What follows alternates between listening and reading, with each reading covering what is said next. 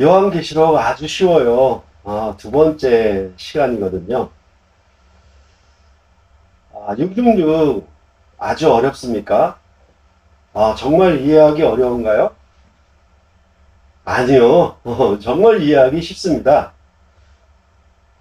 왜 쉬운 것인가 라고 하면 이 666은 여러분과 제가 사는 이 시간대에도 많이 경험할 수 있는 숫자이기 때문에 그렇습니다. 그러면 이것이 얼마나 쉬운 숫자인지 여러분에게 한번 말씀을 드리도록 하겠습니다.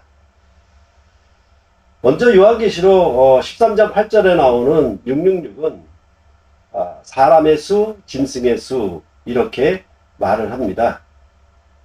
그래서 이제까지 오래된 역사 속에 666을 히틀러라고 하든지 네로 황제를 가리킨다고 하든지 또한 컴퓨터의 컴퓨터 칩이나 아니 컴퓨터나 바코드나 이런 사물에 관한 그런 666으로 이해하기도 했습니다.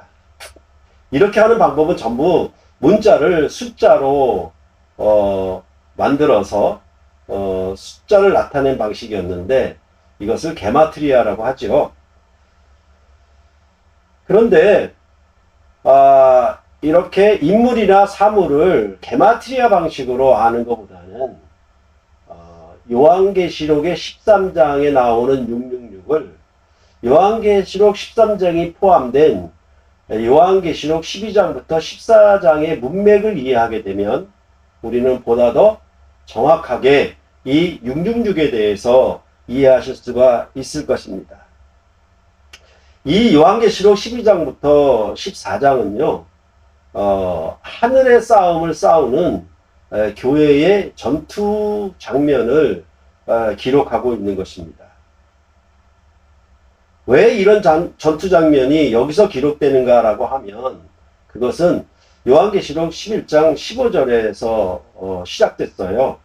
거기에 보면은 세상 나라가 우리 주와 그의 그리스도의 나라가 되어 그가 세세토록 왕노릇 하시리로다 라고 말한 것이 시작입니다. 다시 말해서 세상 나라를 정복하고 그리스도의 나라가 승리한다 이런 얘기를 하게 되었고 그 그리스도의 나라가 승리하기 위해서는 이처럼 12장부터 14장에 나오는 하늘의 전투를 이기는 교회로 말미암아 그리스도의 나라가 승리한다 이렇게 말을 하려고 하는 것입니다. 그래서 이렇게 승리하는 나라에 대한 그 결과들을 11장 18절에 말을 하는데 주의 이름을 경외하는 자들에는 상을 주시고 땅을 망하게 하는 자들을 멸망케 한다라고 말을 해서 결국은 이러한 승리를 통해서 그리스도의 나라로 정권이 바뀌게 된다 이렇게 말을 하고 있는 것입니다. 이것에 대해서 요한계시록은 또 다른 그 기록 방식을 쓰고 있는데 뭐냐 하면 두 가지의 이적으로 설명을 합니다. 그래서 12장 1절에 하늘에 큰 이적이 보이니 라고 시작을 하고 또한 15장 1절에는 또 하늘에 크고 이상한 다른 이적을 보매 라고 시작을 합니다. 그러니까 요한계시록은 이제 이 12장부터 14장의 하늘의 전투하는 교회의 장면을 큰 이적이다 이렇게 또 보고 있는 것입니다. 그러면 이 전투는 어떻게 시작되었는가? 12장에 용이 하늘의 전쟁에서 패하여 땅으로 쫓겨났기 때문에 시작된 것입니다. 그래서 요한계시록 12장 7절에 보면은 용이 교회 곧 하나님의 계명을 지키며 예수의 증거를 가진 자들과 싸우려고 바다 모래 위에 섰다라고 표현을 합니다. 바다 모래 위에 섰다? 이것은 이스라엘 백성이 출애굽할 당시 출애굽기에 나오는 홍해 바다에서의 전투를 떠올리면 이해가 쉽습니다. 그때 이스라엘 백성은 애굽에서 나올 때 여호와의 군대로 나왔고 이스라엘 백성을 다시 사로잡으려고 애굽의 큰 군대가 뒤따라왔죠. 그때 싸움을 벌이던 장소가 바로 홍해 바다 모래 거기에서 싸움이 벌어졌던 것입니다. 물론 애굽의 군대를 여호와 하나님이 그 군대를 바다에 수장시킴으로 승리했었지요. 성경은 이처럼 구속사적인 이해가 있어야 이해가 쉽습니다. 그리고 특히 요한계시록은 출애굽기의 모형을 가지고 있으면 정말로 이해가 쉽습니다. 제가 출애굽기 전체적인 구조에 대해서는 출애굽기 모형을 가지고 나중에 한번 설명을 드리도록 하겠습니다. 이렇게 12장에부터 13장에는 용과 두 짐승의 군대가 나오고요. 그 다음에 14장에는 14만 4천의 군대가 나옵니다.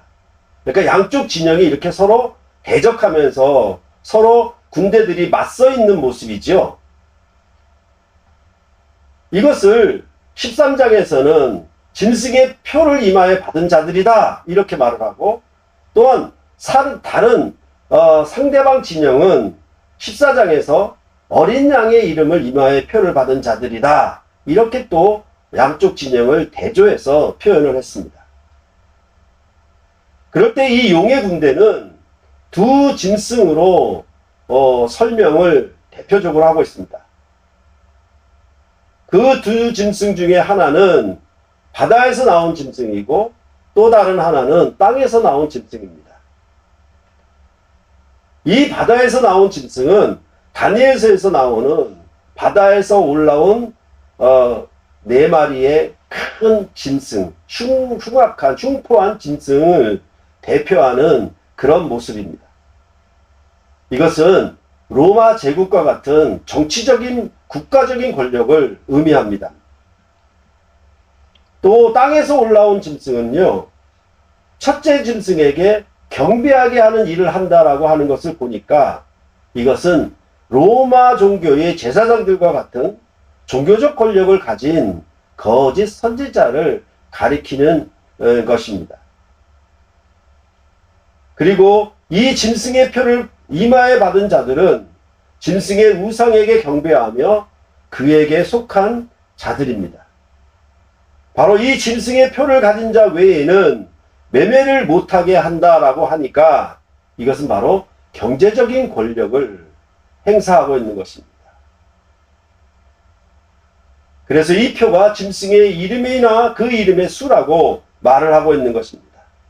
그래서 요한계시록은 지혜와 총명이 있는 자는 그 짐승의 수를 셀 수가 있는데 그는 사람의 수로서 666이다 이렇게 말했던 것입니다.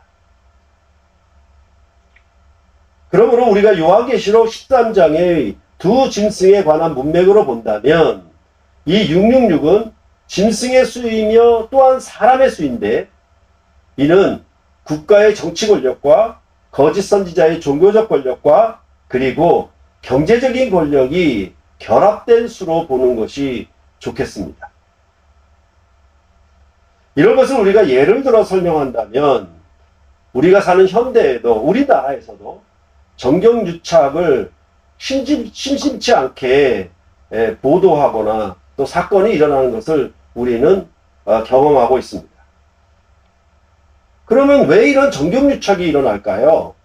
그것은 바로 정치 권력과 경제 권력이 힘을 합쳐서 막강한 권력을 행사하기 위함입니다.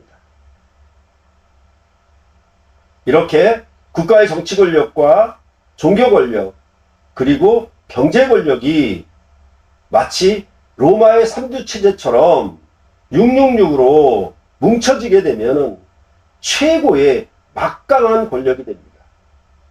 그래서 그것을 사람의 수다 이렇게 말을 하는데, 우리가 요즘에 나왔던 그 어벤져스라는 영화를 상상하면 됩니다. 여러 가지 큰 파워를 가진 자들이 연합한 모습이잖아요. 그런 것처럼 이 666은 정치적인 권력, 종교적인 권력, 경제적인 권력이 총합체된 그런 사람의 수라고 보면 되는 것입니다. 좀 오래된 얘기진 하지만 전두환 정권 때 한국의 기독교의 대형 교회의 유명 목사님들, 말하자면 큰 목사님들하고 하죠. 그분들이 연합으로 모여가지고 전두환 정권을 위해서 조창 기도회를 열어줬던 일이 있었습니다. 왜 이런 일이 생기겠습니까? 그것은 바로 정치 권력과 종교 권력이 연합해서 막강한 힘을 나타내기 위함인 것입니다. 이렇게 우리는 666에 대해서 우리가 사는 이 실제 환경에서 현재의 모습 속에서도 우리가 발견할 수가 있는 것입니다. 그래서 제가 이 666에 대해서 처음 말씀을 드릴 때 666은 정말 이해가 쉬운 숫자라고 말씀을 드렸지 않았습니까? 666은 절대로 어렵지 않습니다. 요한계시록은 7을 완전수, 신의 하나님의 수로 이해를 합니다. 그리고 6은 사람의 수로 이해를 하죠. 왜냐하면 사람은 천지 만물을 지으실 때 6일째 창조되었기 때문에 사람의 수로 6을 가리킨다라고 말을 하는 것입니다.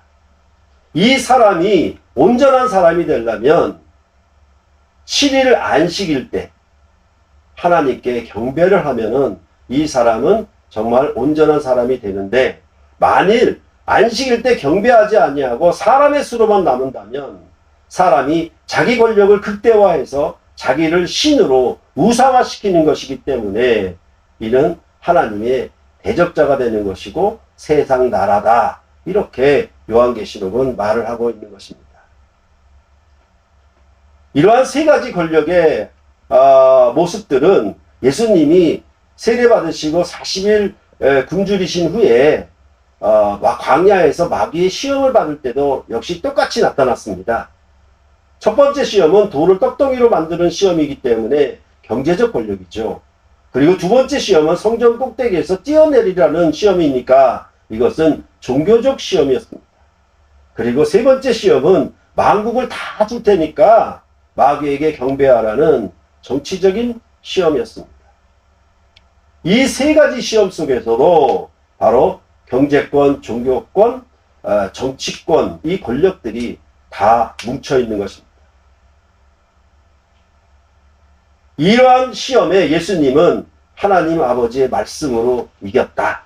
하나님의 말씀으로 지혜와 총명을 가지고 이 마귀의 시험을 이겼다라고 복음서는 말을 했던 것입니다. 짐승의 표를 받은 사람들은 땅에 거하는 자들로서 세상 나라의 국가를 숭상합니다. 그리고 저짓 종교자의 종교적 권력에 매여서 그 거짓 선생들을 숭배합니다. 또한 이 먹고 사는 문제, 생존권에 관한, 경제권에 관한 문제에 대해서 이들은 쉽게 굴복합니다. 이들이 바로 짐승의 표를 이마에 받은 사람들이다 라고 말을 합니다. 그러나 하늘에 속한 자들은 요한계시록 15장 2절에 말하는 바와 같이 짐승과 그의 우상과 그의 이름의 수를 이기고 벗어난 자들이라고 합니다. 이들은 또한 지혜와 총명이 있어서 666을 분별할 수 있는 자들입니다. 다시 말해서 이 666이 어린 양의 이름과 아버지의 이름을 그 이마에 받은 자들에게는 절대로 어렵지 않다, 쉽게 분별할 수 있다라고 이 요한계시록은 말해주고 있는 것입니다. 왜냐하면 이 사람들은 진리의 말씀을 좋아해요. 그렇기 때문에 당연히 이 지혜와 총명이 그들에게 임합니다. 그래서 그 지혜와 총명으로 사람의 수인 666을 분별해서 그 앞에 절대로 경배하지 않는 것입니다. 이렇게 진리의 말씀을 오직 순종하고 하나님께만 경배하여서 666을 분별하고 이 악한 세력과 싸워 승리하는 승리의 군대가 되는 것이고, 그들은 이제 다른 진영인 14만 4천의 군대처럼 시온산에 우뚝 서 있다라고 요한계시록은 말하고 있는 것입니다. 자, 여기까지 여러분께 666을 설명을 드렸어요. 과연 여러분 들으실 때 666이 어렵습니까? 정말 666에 대해서 두렵게 생각하십니까? 아닙니다. 666은 정말 이해하기 쉽습니다. 세계의 역사 속에서도, 아니 지금 현재 가운데에서도 여러분과 저는 666을 쉽게 경험할 수가 있습니다. 여러분, 이처럼 666에 대해서 여러분에게 쉽게 설명을 드린 것처럼 저는 요한계시록을 아주 쉽게 이해할 수 있도록 말씀드릴 수가 있습니다. 정말 요한계시록이 어렵지 않게, 두렵지 않게 가까이 할 수 있는, 그래서 요한계시록 자체가 기록하는 것처럼 이 요한계시록을 읽고 듣고 지키는 자는 복이 있다라고 그렇게 말씀한 것처럼 여러분을 요한계시록을 잘 알고 이해하기 쉽게 해서 요한계시록을 알아서 지혜와 총명이 있음으로 말미암아 마지막에 하나님의 이 666과 같은 수를 분별하여서 하나님으로부터 복을 받는 그런 여러분들이 되시기를 바랍니다. 감사합니다.